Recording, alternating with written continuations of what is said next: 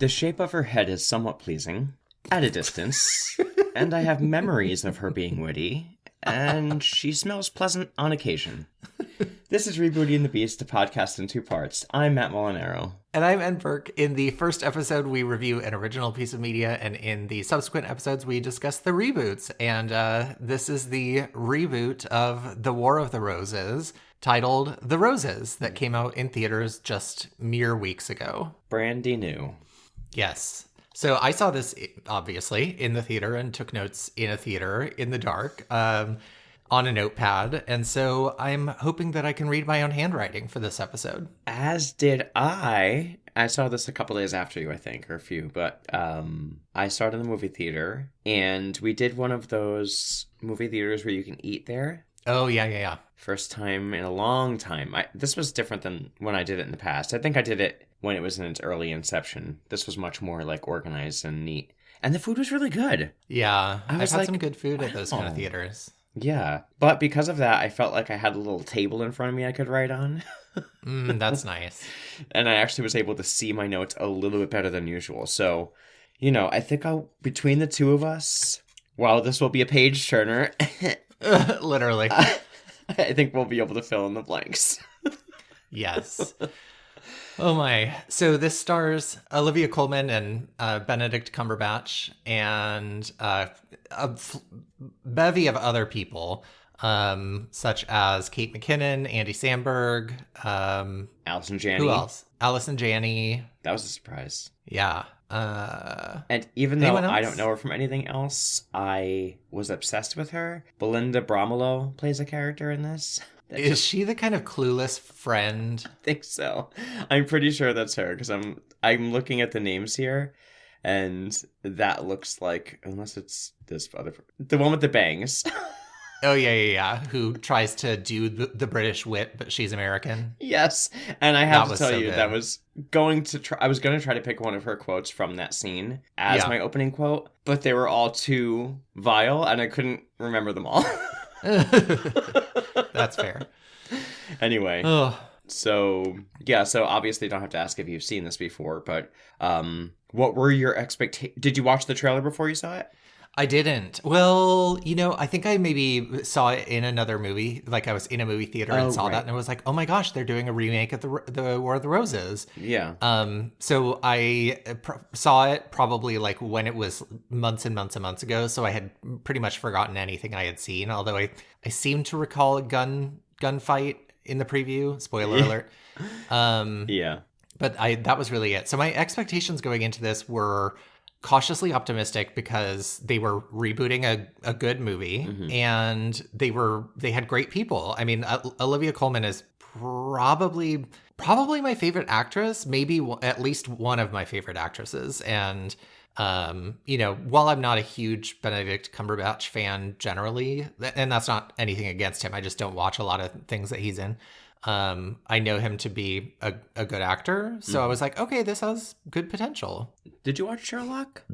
No, and I know I need to. I feel like you would. It's a slow burn, but the episodes are long, but they're short seasons. Anyway, I never finished it, but when I watched it was great. So that's I also was really excited. The cast looked great. I watched a trailer. I don't think they give too much away. It's a pretty short trailer. Yeah. What are your thoughts about trailers? Do you like a long trailer? What's an ideal trailer for you? Gosh, that's a good question. I mean, don't they usually do like a teaser trailer and then a trailer? I feel like that's the new vibe. Like a little teaser, 1 minute sort of clip, and then a 3-minute trailer comes out later. I think I'd rather just see things like the teaser trailer, because I feel like if you have 3 minutes to fill and it has to convince somebody to go see it, you're probably going to pick some of the better parts of the movie, and then you might get it spoiled for you. So I would rather see just like the 1 minute teaser trailers. Me too. When I watch the trailers for the older movies that we watch, I'm forgetting like old movie trailers used to be heavily narrated. Yeah. Which is so weird. But yeah, I like a little teaser. I don't want to see the whole effing movie. I get so annoyed. Especially if it's a movie you're familiar with the story and then you watch the trailer and you're like, okay, well, what's the point? I got the broad strokes. Especially if it's like an action movie where it's like, well, there was the big explosion. There's the guy picking up the car and throwing it at the airplane, whatever. Love those kind of movies. Yeah, no, I agree. I like the trailer for this. I only saw the trailer maybe a little bit before we saw the movie, a couple days before. And I was like, ooh, this is an interesting take on this. So going in, I was very excited, but I have to say, I was like, the trailer seemed so different from the movie we saw. Oh, yeah, interesting. Because I watched it after we watched the movie we saw. So I was wondering what I was going into. Do you want the little summary from IMDb? I do. All right. A tinderbox of competition and resentments underneath the facade of a picture-perfect couple is ignited when the husband's professional dreams come crashing down. That's great. Yeah, I would agree. It's interesting.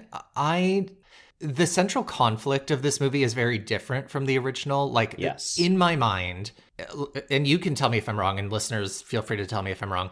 In the original, for me, Michael Douglas is the same guy that he was from start to finish. And Kathleen Turner is the one who sacrifices herself, makes herself small, and then realizes she doesn't want to do that anymore. Which I think is a very, it was in the early 80s or late 80s, a very common story of that era, right? Especially for women. And this one didn't quite have that same storyline. Yeah.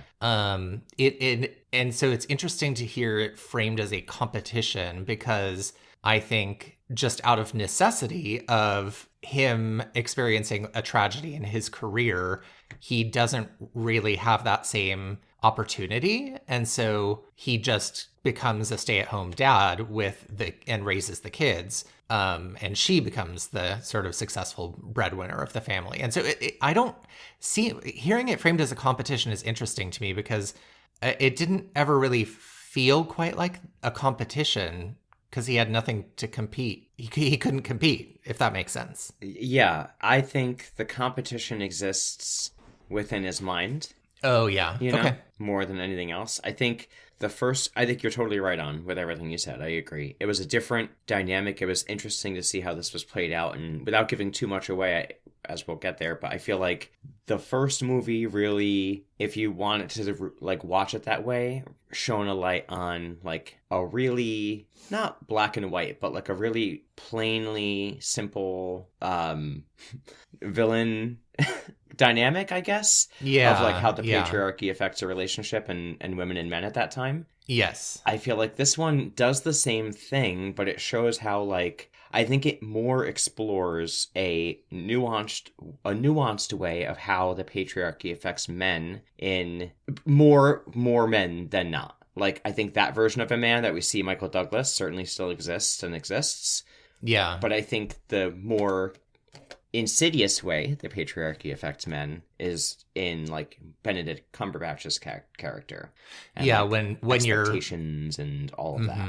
Yeah, that actually makes a lot of sense. I think you're right in that I think his character, I mean, obviously they're still doing great. They're super rich in this movie, but his sort of inability to fulfill that role of breadwinner, successful man, blah, blah, blah, does drive a lot of his character's insecurities and decisions and relationships. Lots of his feelings towards her are really fueled by his feelings about his own aptitude. Yeah, agreed. And she still explores a similar journey that Kathleen Turner's character explores, but with a lot more freedom. Yes, agreed.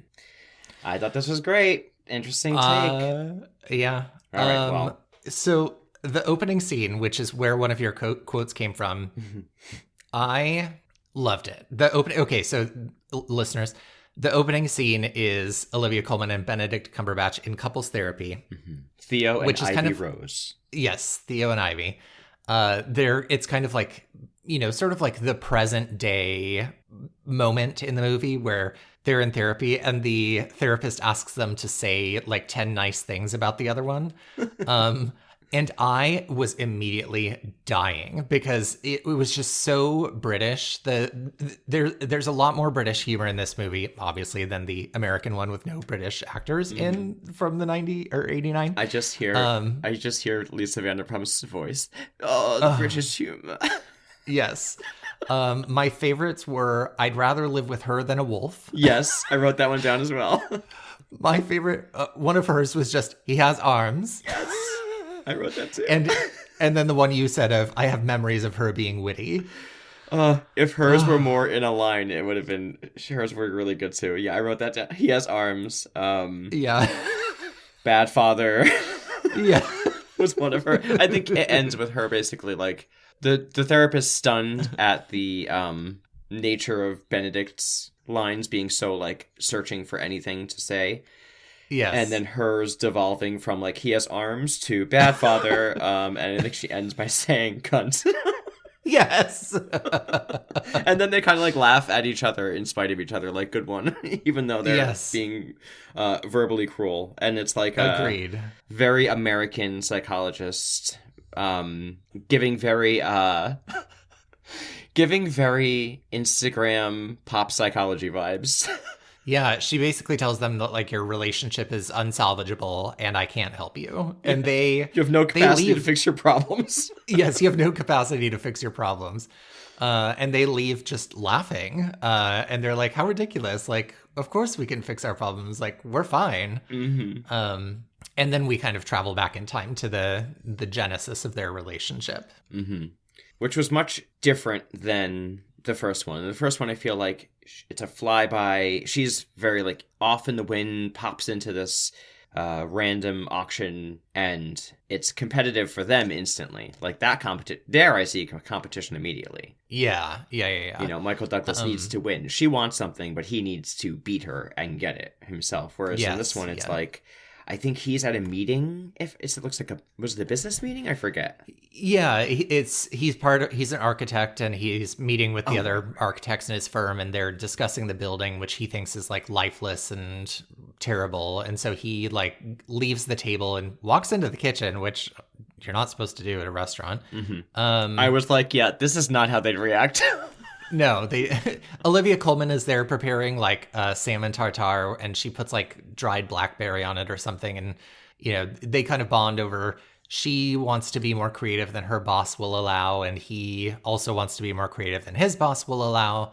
And they kind of, you know, bond over that. And then they have sex in the refrigerator. Oh my God. In the kitchen. I love that exchange when they're like talking and you could feel the tension building between them. Mm-hmm. And she says something like, he's like, "Run away with me" or something. And she's like, "We haven't even had sex yet." And he's like, "But that's only minutes away." Yes. And she's like, "I believe you're right." The dialogue in this movie was really good, I think. Yeah, they had great chemistry. I liked the shots and all that. I thought it was interesting, too. Right away, you see Benedict Cumberbatch exists in a world where his stifled feelings, he gets to act out like a baby at the table and have a fit and walk into the kitchen. Yeah. Her stifled feelings, she has to just exist in the environment and not put the blackberries on the thing. Yes. Already, you see, like, the difference in, like, both of them have a challenge, but look at how they're able to exist still. Mm-hmm. Yeah. So my next note is that 10 years later in Mendocino, they've moved to Mendocino, California. Yes. With children. And we they have their children, and we do see the sugar fight, the same like giving candy to the children philosophy. He's like anti it, and she's like, "No, you have to be permissive, blah, blah, blah." Mm-hmm. And they have which is fight, the beginning and end of it, by the way, this time, isn't it? Like you don't see the children. Yeah. Which is a improvement, I'll say. Yes, I agree. She's like baked him a cake, and the kids all dive in, and he dives in. It's like a replica of the building that he's building a nautical museum in Mendocino, and she has made the cake version of it. And they all dive in, and she's like, I want to. And then they're like, "Okay, are you ready? And she takes a bite, and she's like, "Oh, it's amazing." And it has raspberries in it, and she immediately is allergic to raspberries. And despite despite this, she really wanted to eat the cake and taste it, and then immediately has to be like stabbed in the neck with an EpiPen. Yeah, they're on standby with it, so it seems to be a routine occurrence. Yes, exactly. Can you imagine being allergic to something that you absolutely loved? Oh, God, that would be so devastating, honestly. I mean, I guess it's kind of like being lactose intolerant and loving dairy. Cherry, yeah. I also thought, I wanted to ask you, where is Mendocino geographically in California? It's coastal California, kind of, I think, near like, not quite like, not Napa, but sort of like Santa Cruz-y. Fancy vibes? Yeah, I would say so. Felt fancy. It's kind of got the same vibe as like Monterey, California, I think. I was going to ask. From the pictures and stuff in the description, that's what I was thinking. Let me just make sure I'm accurate about that. Mendocino is on the coast, yes. And it is... Actually, it's... Is that right? No, that's... Sent you on a journey. I know, I'm like zooming in on my map and it's like not showing me the state divides. Where did I go? I zoomed out too far and everything's gone away. But yeah, I think it's north of San Francisco on the coast, I believe. Okay. Yeah. Kind of not too terribly far from Oregon, I think. Mm-hmm. It was beautiful. Yeah, very pretty. Upscale. And then we find out shortly afterwards that while Olivia's character wants to buy, their family dream house now, like that they're like experiencing some success, it seems like, with him. Yeah. He's like, oh, I thought instead I'll just buy a new business because you love to cook. So. Yeah, and so he buys a little beachside restaurant for her. Gives her a job. Yes. I'd be so mad. Yeah, honestly. But she immediately names it the funniest thing imaginable. We've got crabs. Because it's a seafood restaurant. Exactly. And it feels like her whole vibe funny. is like, I want to be open 3 days a week. I don't want to be busy. So if this offends people, great. Yes, agreed. She hires Nshuti Gatwa, who is he was the doctor in Doctor Who, and he was in sex education. Unbelievable, like distractingly hot in this movie. Distractingly hot. But yeah, she kind of just it's this sort of little like unsuccessful, occasionally she has a customer sort of restaurant. But she is obviously a very good chef. And so, she enjoys delivering really high quality food. It's just not attracting much of anyone at this point. No, which seems fine with her. Yes.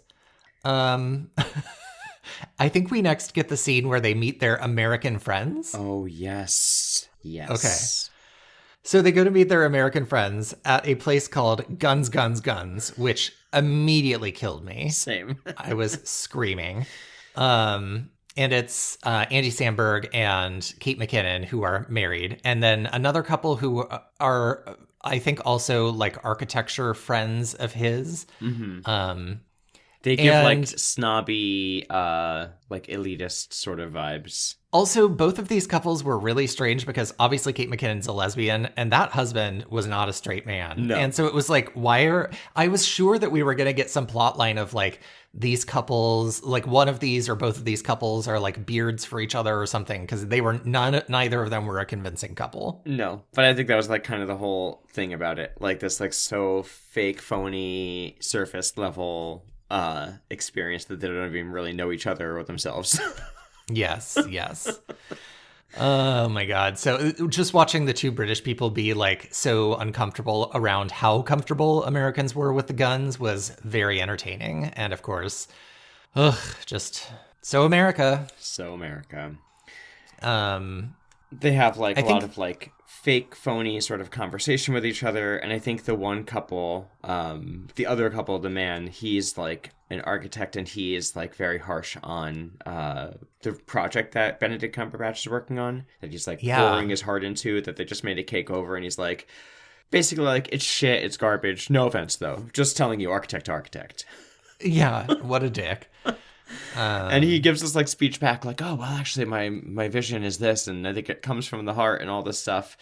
And you think everyone kind of like looks like they're going to get on board with him. And the other guy goes, wow, I could not disagree more with like everything you just said, but yes, good for you. Yeah. I'm happy for you. I'm going to let you finish, but Beyonce deserves the award of the year. Yes, exactly. So then I think we get the storm scene, right? Yeah, they get the F out of there. And then we get a scene when he's like premiering the big museum. It's finished. It's, grand and out there, and then there's a storm. And of course it's like on the water since it's a maritime museum. Yes, and he has constructed the top of the building to look like a huge sailboat sail. So it's this giant, metal sail on top of the building. It's actually a really pretty building. Yeah. And the night of the unveiling, there's a huge storm that the news is terrible, roads are closing, massive flooding, high winds, blah, blah, blah. And so this is kind of their reversal of fortunes, where his successful career comes literally crashing down because the sail catches in the wind and collapses the entire building. He's caught on camera screaming at people and having a meltdown, while all of the road closures drive everybody for shelter, and they all happen to end up at her restaurant.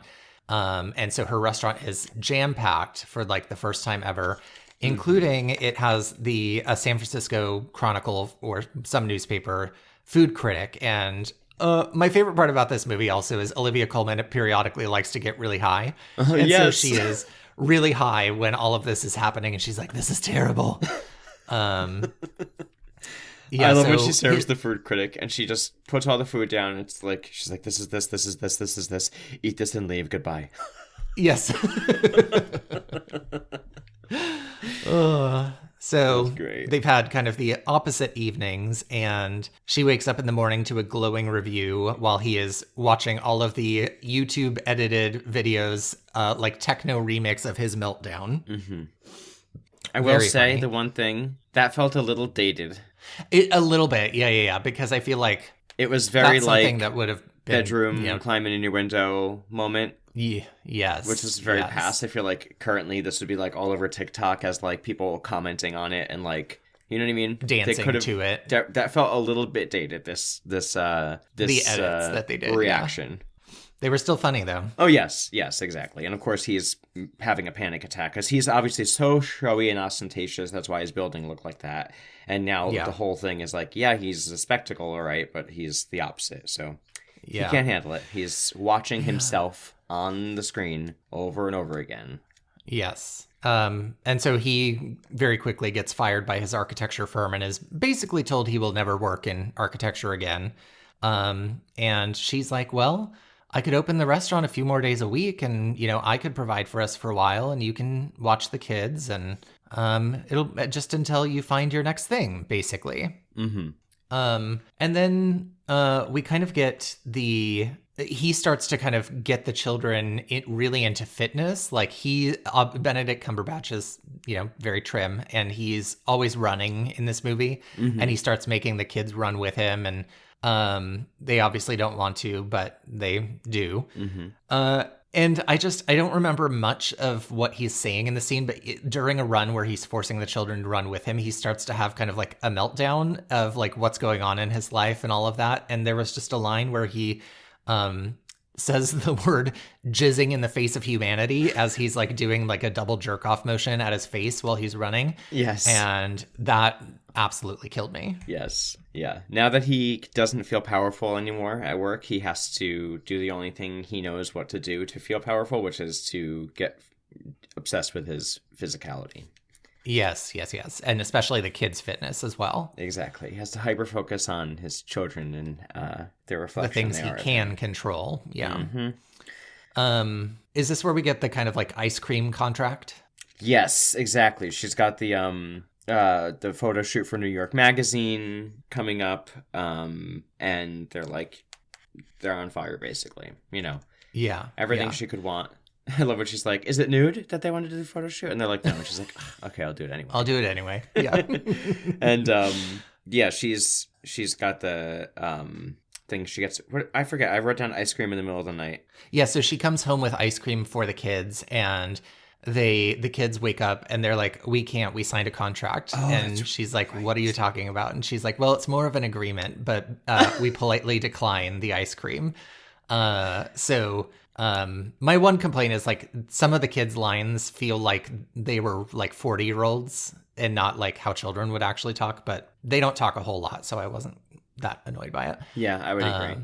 But yeah, she and Benedict have an argument over like he's trying to get the kids to be like fitness and into health, and she's like, life is about living life, and sometimes that means eating some fucking ice cream. Mm-hmm. But she loses that. It's kind of like the start of her feeling like her children are slipping away from her a little bit. Yeah. But yeah. Exactly. It's starting to feel like her kids are being turned against her. Yeah. Like a club is being formed that she's not part of. Yeah. Which starts to kind of escalate because I think this is when the kids, she's like doing another photo shoot and she's on the jet to LA. Yes. Without telling him at all. She's like on the phone saying, hey, I'm on a jet to LA. Something happened, while he's like picking lice out of their hair. Picking lice out of their hair, yeah. I think there was this quote in this scene I almost used too, where he's like, yeah, everything is great. I'm like picking nits out of their hair. This is happening. That's happening. And she's like, more champagne, please. Yeah. God. But she comes home with some donuts that she knows he's obsessed with to try to like make it up to him. And he like, you know, starts to feel like, oh yeah, I've been being an asshole. I'm sorry. I'll try harder. And she's like, it's okay. And then somehow it gets spoiled that like her assistant calls and he hears the message or something about how, oh yeah, it's so great that you picked up those donuts because we're going to turn them into ice cream and it's going to be amazing. Mm-hmm. And so he realizes like she wasn't really thinking about him. She was thinking about his career or her career again. Mm-hmm. And so the bitterness is becoming more and more apparent as time goes on. Which is interesting because she's only doing this because he forced her to. And when she's doing well at it, instead of being happy for her and grateful for what it's bringing to their life, he's resentful for her because she's happy and she's not miserable and performing it the way he wants her to in the same way. And the only time he gets excited is when something's about him now. So he gets home and he's miserable because he has to be a parent to his children and, babysit his own children. And that whole thing is just a critique on her parenting style more than anything else. And the donut thing, he was only excited for a moment because something was all about him. And then when it wasn't all about him, it didn't matter anymore. Which, by the way, she did it for herself, but was there and thought, oh, he loves these donuts. I'll bring it home for him. Why couldn't that be enough? But it couldn't be enough. No. So they have a barbecue with their American friends, and everybody can kind of sense the conflict between them. And there's after everybody leaves, she talks about it where she's like, it seems people can sense a bit of conflict between us. And he's like, oh yeah, whatever. And she says something about I can't remember if it was him or her, but she was like, well, I mean, surely everybody feels those times where your whole body is seized by dizzying waves of fucking hatred for the person you're married to. Nightmare. Oh, man. Is this also the scene where we find out that Kate McKinnon has a crush on Benedict Cumberbatch's character? Oh, yes, I think so. Yeah, Catherine McKinnon's character in this movie is sort of just, I think, random tension relief where she, like, decides that she's horny for Benedict Cumberbatch. And then also sometimes Olivia Colman and, like, is trying to say, like, oh, yeah, we've got an open marriage. It's great. Doesn't really go anywhere, really, but that's kind of a... Andy Samberg the whole time is also like, yeah, I mean, we haven't really talked about that yet. And she's like, yeah, I know. And then she'll, like, mouth to one of them like, oh, we have. Yeah, exactly. I think she plays the character that we no longer obviously have the narrating Danny DeVito. So I think Danny DeVito's mashed potato foot job was replaced by Kate McKinnon being horny for everyone. Yeah. So I think after the dizzying waves of hatred line, they realize that they are kind of drifting, and so they want to just do something, the two of them, to reconnect. So they decide to just kind of like spur of the moment, go to New York and just be with each other or whatever. Mm-hmm. She immediately falls asleep on the plane, and he sees Sally. The insufferable person that was with the guy who really criticized his design. Yes. She's also an architect, and she's like, oh, it's funny to see you. He doesn't obviously want to be seen. And she does that whole... This is how I felt most of my life when I worked in the same town that I went to school in. Oh, yeah. And I worked in the service industry, so I'd be face-to-face with these people, and they would always be like, what are you doing these days? And I'd be like, well, I'm doing this. Here I am. And they're like... Here I am. They'd be like, that's nice. And I'd be like, get out of here. Honestly, yeah. They'd be like, well, my solid gold carriage for my children is outside, and I'm about to go home to my mansion, so good luck making coffee. It was very that. Exactly, that and it's all that environment. It's like, yeah, everyone's doing great. It's all, success, careers, all this stuff.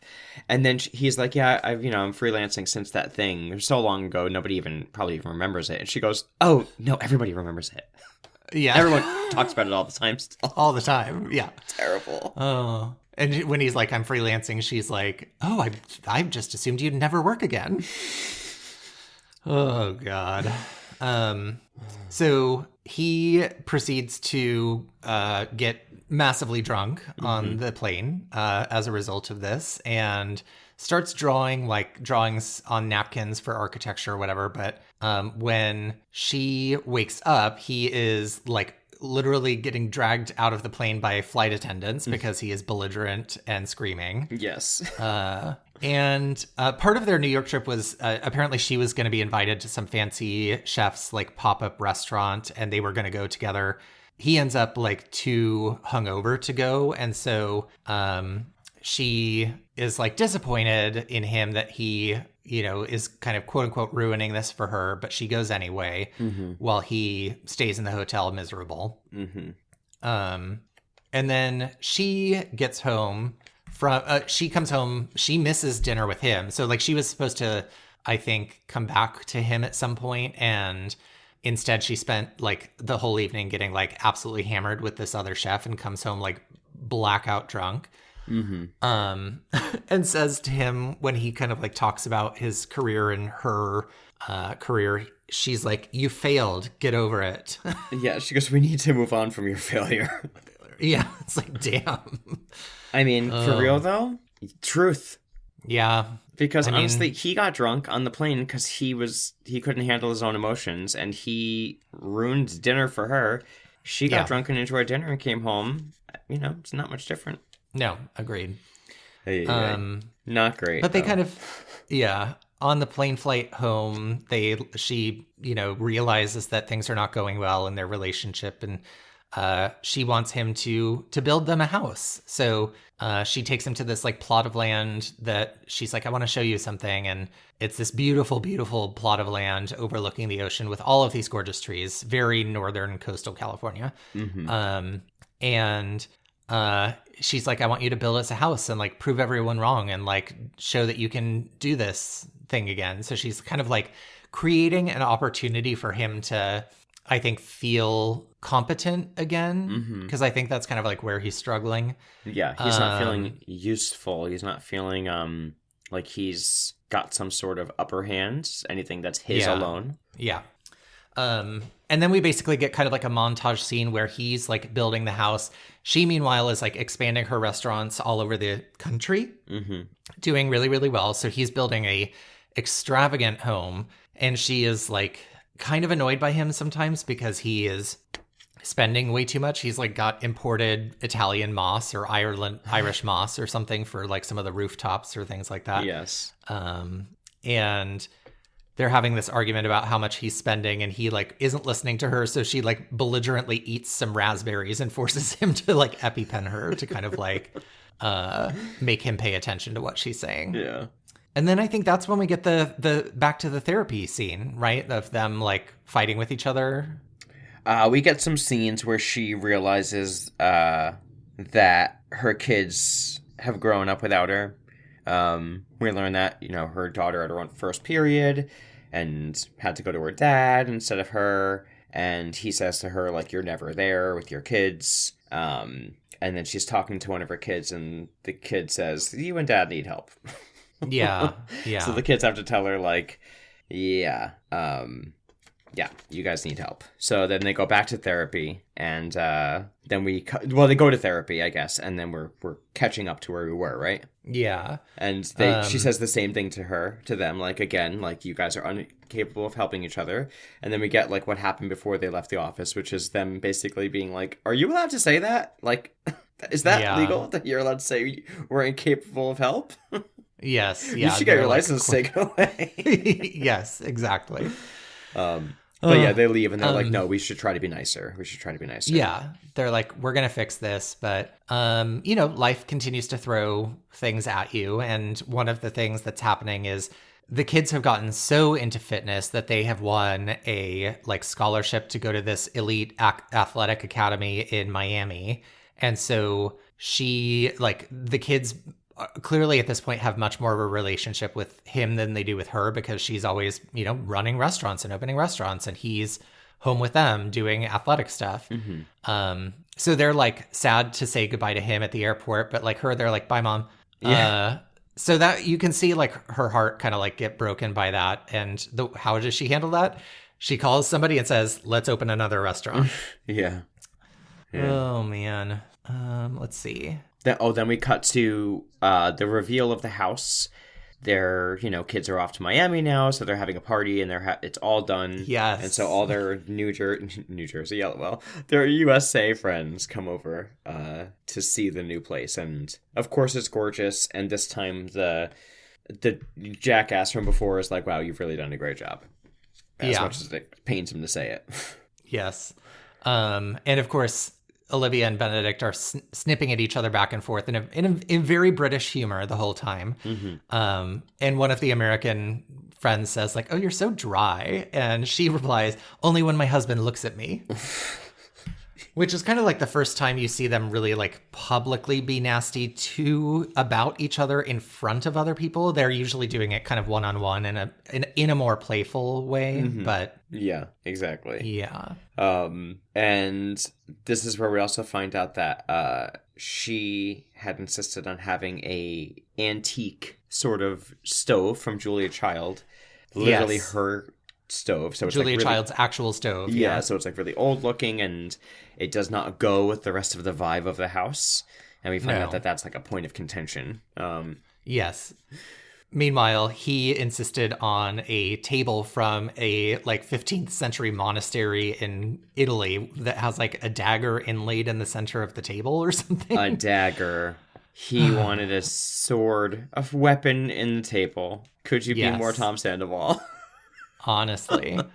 And this then dinner scene. Oh my God. Somebody comments on the food, and she says something about oh, I added whatever, and it adds a little bitterness. And Benedict Cumberbatch says, yes, Ivy always likes for her food to have a little bit of herself in it.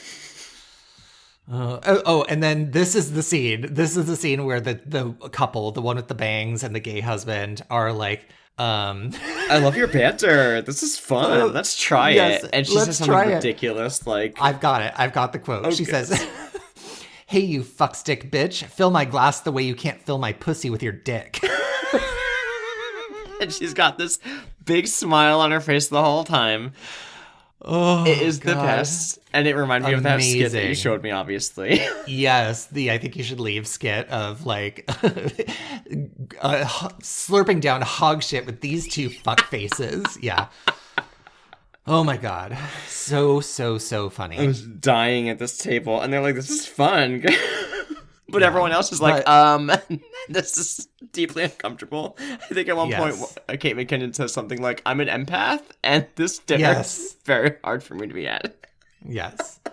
And this is when they kind of snipe back and forth a few more times, but then she takes the cake that she made, a model of their house, and she smashes it and throws it all over all of the guests. Yeah, she serves it to them by throwing chunks of it with her hand. It's getting all. Yes.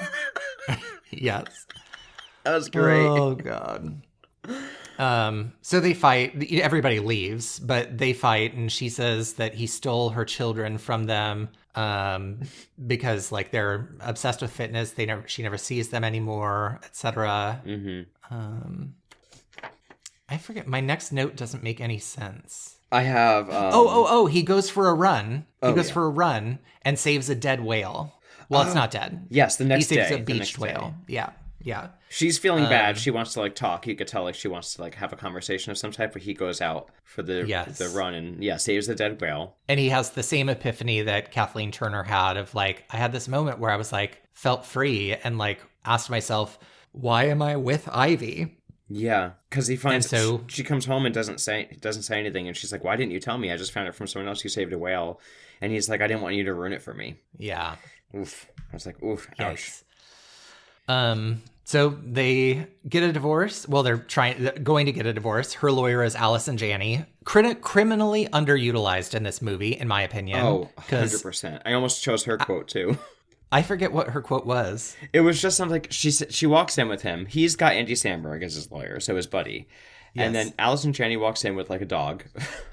Yes, her emotional support, like Rottweiler. Yes.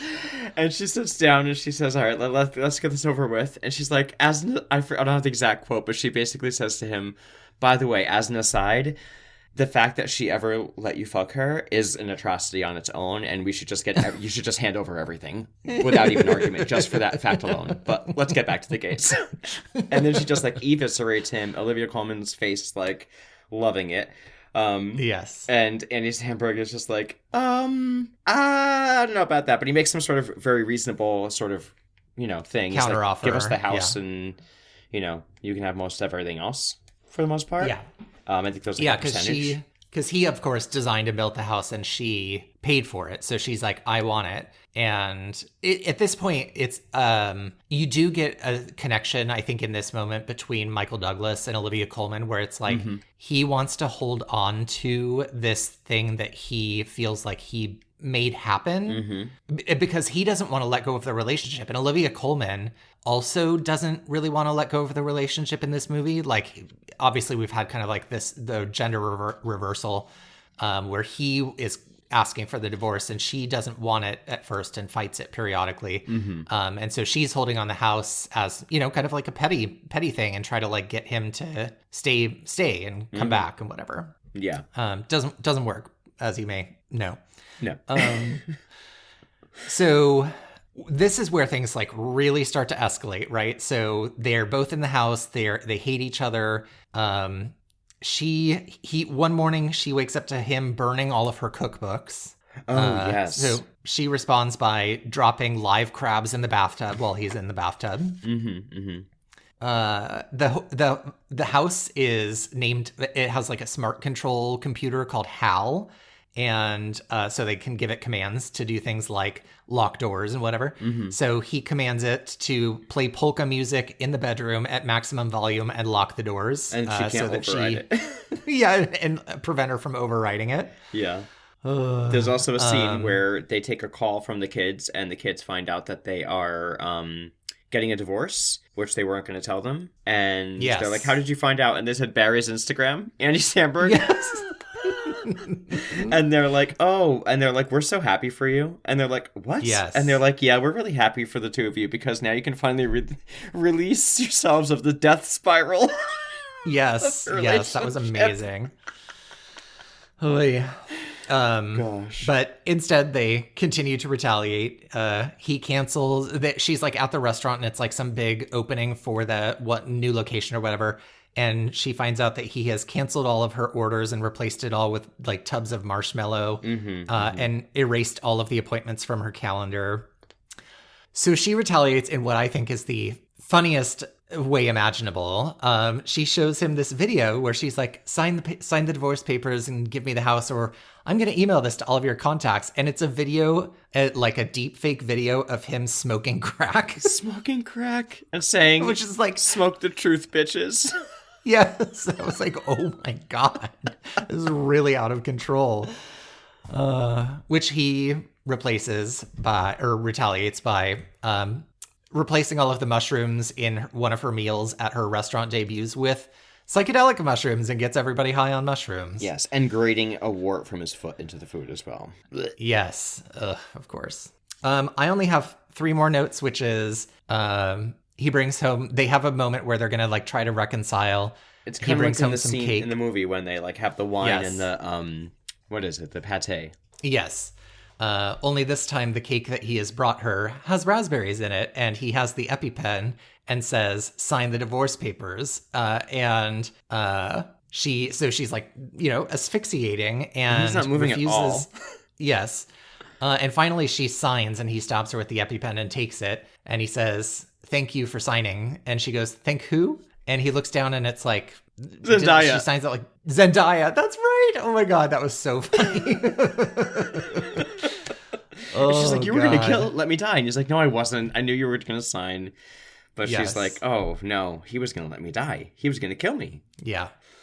So this is when she gets the gun. Yes, and we start having a chasing around the house, shooting at things, gunfight. There's a knife involved at one point. I think one of them has a knife towards the other one. Yes, the chandelier falls, nearly kills Beneditch. He's throwing oranges at her while she's firing a loaded gun at him. Yes, he destroys her stove.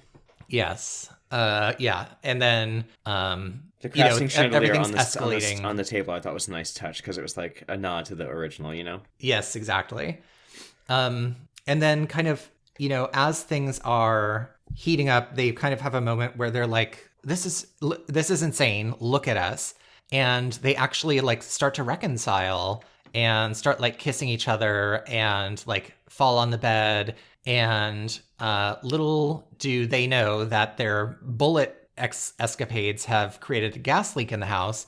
And so when he romantically says, "Hal, turn on the fireplace," the entire house explodes and kills them both. Well, we don't see it, but we assume. Yeah. We assume because they cut out right as he says it, like start the fireplace. You hear the click of the fireplace and then they just cut out. Yeah. So, do you want trivia now, or do you want to do ratings and talk about? Is there any trivia? I looked it up. At the time there was only a few things when I was trying to find it because obviously it's new. I found 3 things. Okay.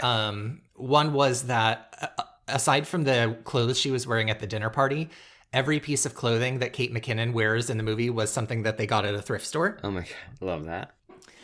And then this is just kind of like stage trivia, but the oranges that he throws at her and hits her with a bunch of times are actually sponges. And the chandelier that shatters was made of candy glass, like spun sugar. Oh, cute. Yeah. And then the only other thing is the name of the smart home system, HAL, is a reference to 2001: A Space Odyssey, where the computer is called HAL. I had a feeling. Yeah. I had a feeling I like that. I did read that Kathleen Turner was a big fan of Olivia Colman's performance. Oh, I didn't read that. That's awesome. I'm glad to hear that. Cute. Yeah, I thought this was great. I thought this was great. Do we want to do ratings and all that stuff? Chit chat first. I think the only other thing I would say was the 2 complaints I had. One was the kids feeling like they were 40-year-old people in their dialogue. That just always annoys me. But the other thing was, even though I absolutely loved it, the sort of snarky British humor, like Miles hasn't seen the original. Mm-hmm. My partner Miles, for anyone who doesn't know. And his comment was that it suddenly felt like it went from 0 to 100 very quickly, which it did. But I think part of that is in the original, it does start to escalate very quickly, but you see all of the tension simmering and then turning over into a boil. Yes. But the fact that there was British humor that was kind of snarky and dry throughout the whole thing, I think masks that a little bit more. Yeah. And so it does feel a little bit more extreme. But I think if you're an audience member who knows what's happening in the original, it all makes sense to me. Yeah, agreed. And I felt like it was I thought it was great. I felt like the original had a lot of, like I said, this whole message to it, and I felt like this had a similar message, and it just explored more, how it... Yeah, I agree. How, Benedict Cumberbatch isn't just, a villain, a dick, who just wants to win. He's, a complex person who does not feel a sense of self unless he's, got power over someone else. And or control she has this, same journey where she's, forced to see, actually, the world outside of the little, cage she was stuck in. and actually gets the chance to explore it and enjoy it and doesn't want to give it up because it seems like neither one of them believes that there's a possibility that they can both just have a little bit of what they want. They could both have what they want and figure out a way to have both. Yeah. It's like one or the other, or we're going to hate each other. Right. I mean, if she's got like restaurants around the country and enough money to build a mansion on the ocean of California, like they could have hired some childcare assistants, or she could have hired another business manager to help her so she could spend more time with her kids. Like there were solutions. They just didn't take them. Oh, yeah. And bottom line, he didn't want her home more. Like, no. She could have probably been like, okay, I'm done. I don't need to actually be at these restaurants. They're all being managed. I can kind of just like, chill. He wouldn't want that. He wanted to ice her out and punish her for doing well. Yeah. So it just was never going to work out. No. Okay. Ratings. I have so far. Obviously, this might change by the time people listen. Okay. IMDb 7.0. Rotten Tomatoes. Tomato meter is 65%, and the popcorn audience meter is 79% as of mid-September. That's really interesting. So it has a higher rating than the original on IMDb, a lower rating from critics, and a higher rating from audiences. That's interesting. It is interesting. I wonder how much has to do with the, like, what we have so far, what's aggregated and whatnot. But I feel like that makes a little bit of sense for the people are critical in a different way these days. True. Yeah. I think. What would you score it? Who's being paid? What did you rate the last one, or what did we rate the last one? So the last one, I gave an 8, and you gave an 8.5. Okay. I would give this one, I don't know, I feel like maybe like 8.5 again. I feel like it was as good. I think I'm going to increase my rating and go 8.5 as well. So I was 8 last time, and I'll do 8.5 because I really liked it. I thought the pacing was a little better at times. I obsessed with the snarky humor throughout it. And there wasn't any, and I liked it. I thought it was really fun. I definitely think people should see it. Oh, for sure. A different movie from the original, but it follows all the same kind of like heartbeat moments.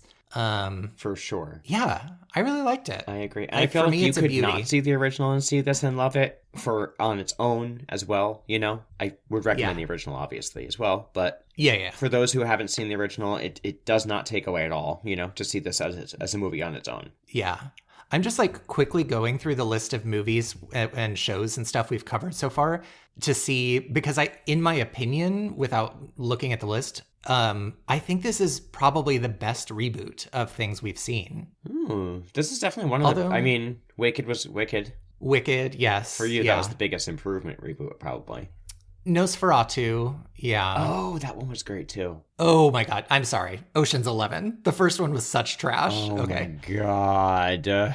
Okay, yeah. And maybe, interesting. But it's I think it's rare, as we've kind of noticed, for reboots to be as good as the original or better. And so I think this one stands up as being just as strong, if not better in some ways. I agree. I think it did great things that I like to see from like a perfect world reboot, where they changed things, they kept it exciting, the storyline followed the same concept, but they still made it so different. Yeah.